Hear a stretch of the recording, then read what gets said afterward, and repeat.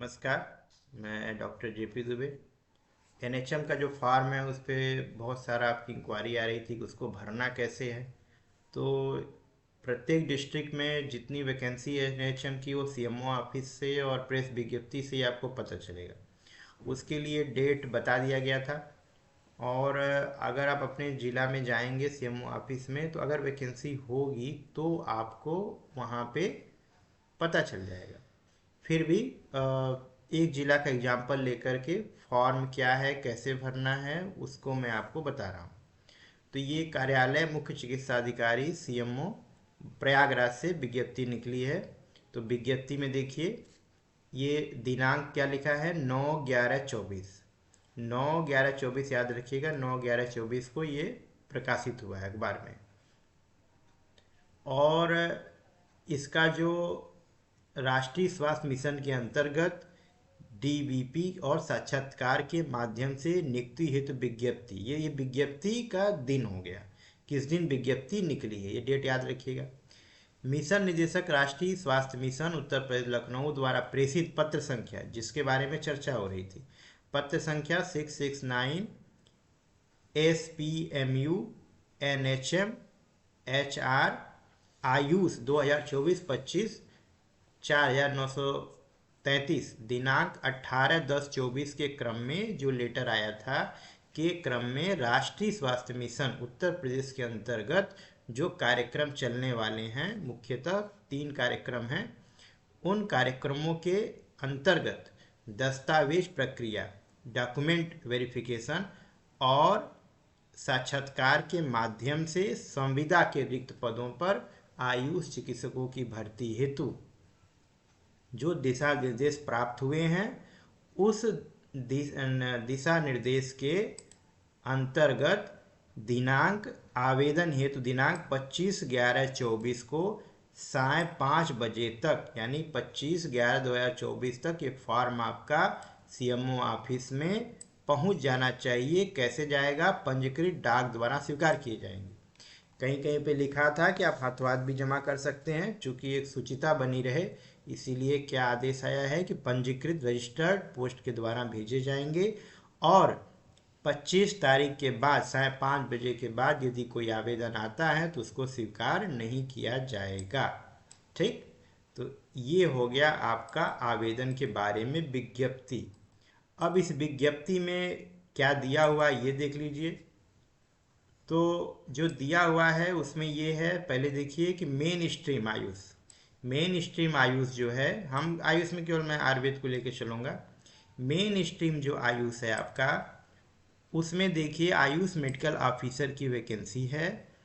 क्या रिक्वायरमेंट मांगा है? A degree in Ayurveda of university establish by law in India, यानी आपके पास बीएमएस की डिग्री हो और रजिस्ट्रेशन आपका होना चाहिए। ठीक, इसके अलावा क्या दिया? वांछित अनुभव, डिजायर जो एक्सपीरियंस है वो क्या है? Ayurveda medical officer at least 6 month professional experience of state Ayurvedic और एलोपैथिक हॉस्पिटल और डिस्पेंसरी।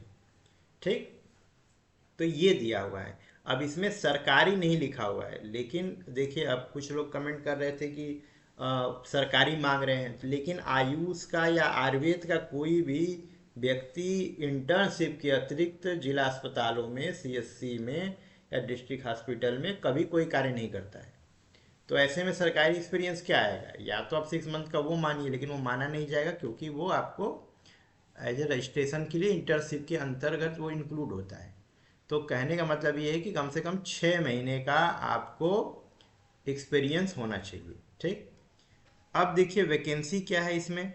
जनरल की 0 वैकेंसी है, इकोनॉमिक वीकर सेक्शन की 1 वैकेंसी है, ओबीसी की 1 है, एससी की 2 है और एसटी की कोई नहीं है। ठीक, मैक्सिमम एज क्या मांगा है? 62 साल से ज़्यादा एज नहीं होनी चाहिए। सैलरी जो है वही 32,000 है। ठीक, जिसके बारे में चर्चा हो गई है। तो इस संविदा की जॉब है इसलिए इसमें सैलरी कम है, कॉन्ट्रैक्ट बेसिस। ठीक है, अब हम आगे चलते हैं। इसमें देखते हैं, जो ये हो गया आयुषएमओ मेन स्ट्रीम का। रूलर जो आता है वो उसमें है आपका आरबीएसके का दिया हुआ है, यानी राष्ट्रीय बाल सुरक्षा कार्यक्रम। इसमें जो है आपका आयुष का मेडिकल ऑफिसर के लिए क्या मांगा है, सेम आ रहता है इसमें भी। डिग्री होनी चाहिए, रजिस्ट्रेशन होना चाहिए आपका, और सेम वही आपका एटलीस्ट 6 मंथ का प्रोफेशनल एक्सपीरियंस होना चाहिए। इसमें देखिए सीटें क्या हैं, एज तो वही 62 ईयर है, और जनरल की नहीं है, ईडब्ल्यूएस की भी नहीं है, ओबीसी की भी नहीं है। एससी मेल, एससी मेल के लिए 5 है, फीमेल के लिए 4 है, एसटी के लिए कुछ नहीं। तो कहने का मतलब ये 32,000 सैलरी के साथ ये आपका आरबीएस के प्रोग्राम में है। ठीक। अब आता है रूरल हो गया, ये समझिए एनआरएचएम हो गया आपका। अब दूसरा क्या है आपका, जो अर्बन वाला होता है। ठीक। तो एनयूएचएम जो होता है उसको हम लोग देखते हैं। इसमें क्या दिया हुआ है, हाँ, अर्बन वाले में आप देखिए, अर्बन वाले में इसमें भी आरबीएस के प्रोग्राम में आयुर्वेदिक आयुष मेडिकल ऑफिसर और अर्हता सेम दी हुई है, मतलब वही होगा, रजिस्ट्रेशन आपका होना चाहिए और 6 मंथ का एक्सपीरियंस होना चाहिए। ठीक, सेम चीज दिया हुआ है, 6 मंथ का होना चाहिए। इसमें जो सीटें हैं देखिए, जनरल मेल का 2 है, फीमेल का 1 है, ईडब्ल्यूएस नहीं है, और एससी फीमेल 2 है, ओबीसी मेल 1 है। इस तरह से आपका ये सैलरी का विज्ञप्ति हो गया है, मतलब ये वैकेंसी की विज्ञप्ति हो गई। नोट क्या डाला है ये देखिए, very important, preference will be given to MD specialist. अगर आप एमडी हैं तो आपको इसमें प्रेफरेंस दिया जाएगा, आयुर्वेदा, यूनानी और होम्योपैथी। अब क्या इस पे मुझे कोई टिप्पणी नहीं करनी है, कोई इसमें एमडी डॉक्टर कभी जाएगा ही नहीं। ठीक है। हाँ, आगे देखते हैं।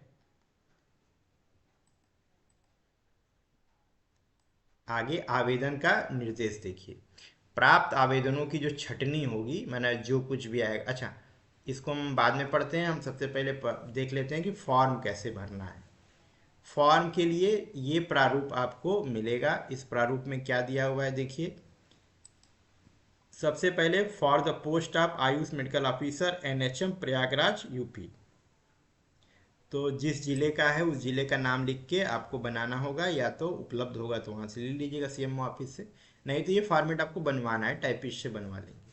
आप अपना नेम लिखेंगे, नेम लिखेंगे, डॉक्टर जो भी हैं अपना XYZ वो लिखेंगे, एज लिखेंगे, सेक्स लिखेंगे, son of, daughter of, wife of लिखेंगे, यहाँ पे भरेंगे, इस पे यहाँ पे लिखेंगे, डेट ऑफ बर्थ लिखेंगे, कैटेगरी लिखेंगे, क्योंकि इसमें आपका कैटेगरी में जो भी इंस्टीट्यूशनल रिजर्वेशन है वो भी मिलेगा। ठीक है।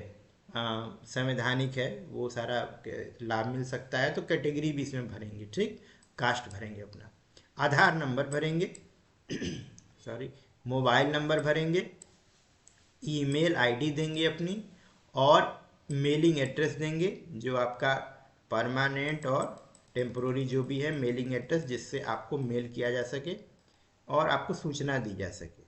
ठीक है। फिर आगे देखते हैं। हाँ, ये हो गया आपका पत्राचार वाला, और दूसरा क्या है आपका परमानेंट एड्रेस, यहाँ पत्राचार का, यहाँ परमानेंट एड्रेस हो जाएगा। ठीक, ये उतना इम्पोर्टेंट नहीं है, आगे चलते हैं। मतलब इम्पोर्टेंट इसलिए नहीं कि वहाँ कुछ भरना नहीं है, वहाँ भरना है, मतलब आप उसको ऑलरेडी समझते हैं, इस वजह से इम्पोर्टेंट उतना नहीं। ठीक है।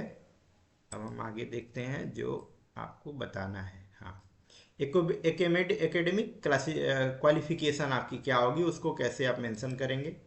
सबसे पहले हाई स्कूल में आप बोर्ड का नाम लिखेंगे, यूपी बोर्ड है, सीबीएसई बोर्ड है, एसएससी बोर्ड है, वो लिखेंगे। ईयर आप पासिंग लिखेंगे, अपना टोटल परसेंटेज लिखेंगे। इंटरमीडिएट में भी क्या लिखेंगे, वही बोर्ड लिखेंगे, पासिंग लिखेंगे और परसेंटेज लिखेंगे। ग्रेजुएशन जो भी आप विधा, बीएमएस, बीएचएमएस, बीएमएस जो भी हैं आप वो भरेंगे, ईयर आप पासिंग भरेंगे, और यहाँ पे भरेंगे परसेंटेज। पीजी डिग्री अगर है या डिप्लोमा कोई है तो वो यहाँ पे जरूर मेंशन करेंगे, क्योंकि दिखा है वरीयता मिलेगी आपको, तो उसको भरिए। अदर उसके अतिरिक्त भी आपके पास कुछ स्पेशल योग्यता है, कोई सर्टिफिकेट है तो वो भी आप लिखिए। ठीक। एक्सपीरियंस लिखिए, इन जनरल कितना एक्सपीरियंस है आपको, वो 6 मंथ का तो डिजायर है, उससे ज़्यादा भी हो सकता है, वरीयता में आएगा। और कोविड-19, ठीक, कोविड-19 में अगर आपने कोई ड्यूटी की है और उसका आपके पास सर्टिफिकेट है तो उसको भी आप यहाँ मेंशन करेंगे, तो आपको वरीयता मिलेगी। मार्क में वरीयता थी 5 नंबर और 5 नंबर 10 नंबर ऐसे करके 15 नंबर का वेटेज था, तो वो आपको मिलेगा। ठीक, फिर इसके अलावा आपको फिर नीचे क्या देना पड़ेगा, एक एफिडेविट देनी है, इसी के अंतर्गत आपको लिखना है। लिखना क्या है उसमें देखिए, I do hereby declare all the information provided by me in this CV is actual and correct, सब कुछ सही है, सत्यापित है, to the best of my knowledge and believe I shall be solely responsible for any wrong information mention in my CV. अगर CV में कोई भी सूचना देने में गड़बड़ी है तो वो मेरी जिम्मेदारी होगी। इनक्लोजर में क्या मतलब, इनक्लोजर में क्या क्या इसके साथ अटैच कर रहे हैं, तो हाई स्कूल का मार्कशीट और सर्टिफिकेट देंगे, अगर एक साथ है तो एक साथ देंगे, पुराने वाले में जो होंगे उनके पास दो अलग अलग होगी। उसके बाद ये इंटरमीडिएट का, ग्रेजुएशन का, पोस्ट ग्रेजुएशन का, ये सारा आप जो है इंक्लोजर यहाँ पे लिखेंगे, कितने आप पत्रांक इसके साथ संलग्न कर रहे हैं वो सारा लिखेंगे। आप सेल्फ सेट अटेस्टेड करके इसमें डाल देंगे और डेट लिखेंगे, प्लेस लिखेंगे, अपना सिग्नेचर करेंगे, ये आप करके आपका तैयार हो जाएगा। ठीक, ये आपका लेटर एप्लीकेशन बन गया। अब आवेदन हेतु निर्देश क्या है, निर्देश देखिए, आवेदन प्राप्त आवेदनों की छटनी के उपरांत दस्तावेज सत्यापन प्रक्रिया यानी कि डॉक्यूमेंट वेरिफिकेशन प्रोसीजर जो है वो डीवीपी जो है वह और साक्षात्कार हेतु चयनित अभ्यर्थियों को पंजीकृत डाक, ईमेल, व्हाट्सएप, इसलिए व्हाट्सएप नंबर भी आप उसमें देंगे और मेंशन करेंगे कि ये मेरा व्हाट्सएप नंबर है, और मोबाइल के माध्यम से कॉल लेटर प्रेषित किया जाएगा। सॉरी, इसका कहने मतलब है कि आप किसी कांटेक्ट, आपका नंबर सही होना चाहिए, मेल सही होना चाहिए। अब जो कॉल लेटर प्राप्त जो भी अभ्यर्थी हैं उनके दस्तावेज का सत्यापन की प्रक्रिया के उपरांत उनका पहले छटनी होगी, फिर शॉर्ट लिस्ट होंगे, तो 9 तारीख से लेकर के 11 तारीख तक प्रातः 11 बजे से 4 बजे तक सभागार कक्ष सीएमओ ऑफिस परिसर में होगा। इच्छुक अभ्यर्थी दस्तावेज जो अपनी डॉक्यूमेंट वेरिफिकेशन के लिए और साक्षात्कार के समय आएंगे तो नवीनतम बायोडाटा लेके आएंगे, समस्त मूल प्रति लेके आएंगे, यानी ओरिजिनल डॉक्यूमेंट लेके जाना है। रजिस्ट्रेशन आपको लगाना होगा, ये ऊपर भी आपको जो इंक्लोजर थे उसमें रजिस्ट्रेशन वगैरह सब लगाना है। 2 नवीनतम कलर फोटोग्राफ लगाना है और स्व प्रमाणित प्रतियों का 2 सेट लेके जाना है और प्रतिभाग कर सकते हैं। बायोडाटा में निर्धारित प्रारूप में NIC प्रयागराज पोर्टल पर उपलब्ध है। कई लोग बार बार कमेंट कर रहे थे कि ये कहाँ मिलेगा, फॉर्म कहाँ मिलेगा, तो आप NIC लिख करके अपने ज़िले का नाम लिखेंगे, तो अगर वहाँ भर्ती या रिक्रूटमेंट के ऑप्शन में जाएंगे तो वहाँ पे विज्ञप्ति आपको मिल जाएगी। तो आप वहाँ बिल्कुल जा ही नहीं रहे हैं और इधर उधर सर्च कर रहे हैं, तो आप ऐसा ना करिए, NIC लिख करके अपने ज़िले का नाम लिखिए। उस पर भी अगर नहीं आता है तो आप जा करके CMO ऑफिस में एक विजिट कर लीजिए। ठीक, क्योंकि वो ऐसा कोई UPSC का ये नहीं है कि आपको वेबसाइट पे ये सारा चीज़ उपलब्ध हो जाएगा, वहीं फॉर्म भरेंगे आप, ऐसा नहीं है। ये एक तरीका संविदा का जॉब है। ठीक, यह पद पूर्णतः नियत मानदेय संविदा शर्तों के अधीन है। ठीक, यानी अस्थायीकरण का कोई दावा स्वीकार्य, परमानेंट आप इसमें कभी नहीं होंगे, ऐसा बोल रहे हैं, कोई दावा आप नहीं करेंगे, और नियमित पद के सापेक्ष नहीं है। ठीक, नियमित आप के कंपेयर में नहीं है, और भर्ती की प्रक्रिया में किसी भी स्तरों पे मतलब जो वैकेंसी है उसमें संख्या में परिवर्तन हो सकता है और मानदेय में भी परिवर्तन हो सकता है। तो नियुक्ति जो है 1 वित्तीय वर्ष के लिए मान्य होगी, और सरकार जब गवर्नमेंट, वैसे तो चलेगा ये प्रोग्राम, लंबा प्रोग्राम है ये, 10 साल 8 साल चलेगा कम से कम, तो ये हर साल आपका रिन्यू होता जाएगा। जो भी साक्षात्कार के लिए आएंगे उनको किसी प्रकार की यात्रा भत्ता दे नहीं होगी। ठीक है, फिर जो अभ्यर्थी हैं उनकी मैक्सिमम आयु कितनी होनी चाहिए। अच्छा, आयु विज्ञापन प्रकाशित होने की तिथि, प्रकाशित होने की तिथि मतलब ये है कि जो यहाँ पे डेट लिखी है ऊपर, ये वाली 9/11/24, इस डेट से आपको इसको काउंट करना है। ठीक, तो इस डेट से इसको काउंट करेंगे, तो काउंट करने से इससे 62 वर्ष से अधिक नहीं होनी चाहिए। ठीक, इसके अलावा जो है चयन प्रक्रिया जो है आरक्षण नीति का पालन किया जाएगा, और कोई प्रतिकूल तथ्य पाए जाने पे आपको यह 1 महीने की नोटिस या नोटिस के बदले 1 महीने की सैलरी दे करके आपको संविदा की सेवा समाप्त की जा सकती है। किसी भी पद विवाद की स्थिति में न्यायिक क्षेत्र, जनपद मतलब जो भी जिला होगा ये तो लिखा ही रहता है। अधिक जानकारी हेतु आप http:/upnrhm.gov इस पर भी जा कर के आप देख सकते हैं नरोत्तम की जॉब कहाँ कहाँ आई है। और अगर जिला का ही अपने देखना है तो http:/प्रयागराज nic.in पर विजिट करें। ये कॉन्सेप्ट है ये फॉर्म का जानने का। तो ये एक चीज़ ये देख लीजिएगा। अब इसके अतिरिक्त आप और मैं आपको कुछ चीज़ें बता दे रहा हूँ। फ़ोटो वगैरह जो है आपका वो सारा क्या होगा, नवीन होगा। नया फ़ोटो आपको लगाना है बाएं हाथ इसमें। इसमें देख लेटेस्ट फोटोग्राफ आपको यहाँ पे मेंशन करना है। ईमेल सही डालना है, मोबाइल नंबर डालना है, आधार नंबर मोबाइल नंबर डालिए, साथ में व्हाट्सएप नंबर भी डालिए। अगर एक ही है तो वहाँ मेंशन जरूर करिए कि मेरा व्हाट्सएप नंबर है। ये फॉर्म का प्रारूप है, इसको इसी रूप में बनाइए और प्रिंट करा के अपना साइन करके। हाँ, एक चीज़ और है, जैसे ये वैकेंसी में जैसे मान लीजिए आप मेन स्ट्रीम के लिए भर रहे हैं तो आप इसके लिए एक फॉर्म, अगर दोनों के लिए अप्लाई करना चाहते हैं, दो कार्यक्रम दो प्रोग्राम के लिए, तो इसके लिए भी अलग फॉर्म भरेंगे। तीनों के लिए भरना चाहते हैं तीन फॉर्म अलग अलग भरेंगे। और जिस पद के लिए भर रहे हैं, ठीक, उस पद का नाम लिख करके जो आपका लिफाफा होगा उस लिफाफे पे इन्वेलप के ऊपर ही उस पद का नाम लिख देंगे, ताकि जो है वो सही व्यक्ति के पास पहुंचे, क्यों, ताकि आपका इंटरव्यू जो है सही समय पे निर्धारित हो सके। अगर आप तीनों प्रोग्राम के लिए भरेंगे तो आपको तीनों प्रोग्राम के लिए बुलाया जाएगा। ठीक है, अगर आप दो के लिए भर रहे हैं तो दो के लिए बुलाया जाएगा। इस वजह से अगर आपको अप्लाई करना है तो आपको प्रत्येक कार्यक्रम के लिए अलग अलग भरना होगा। ठीक, तो इतना ही इन्फॉर्मेशन था, ये फॉर्म का प्रारूप है, ये आप इसको देख लीजिए। ठीक है, थैंक यू। तो चैनल को लाइक करिए, सब्सक्राइब करिए। Thank you.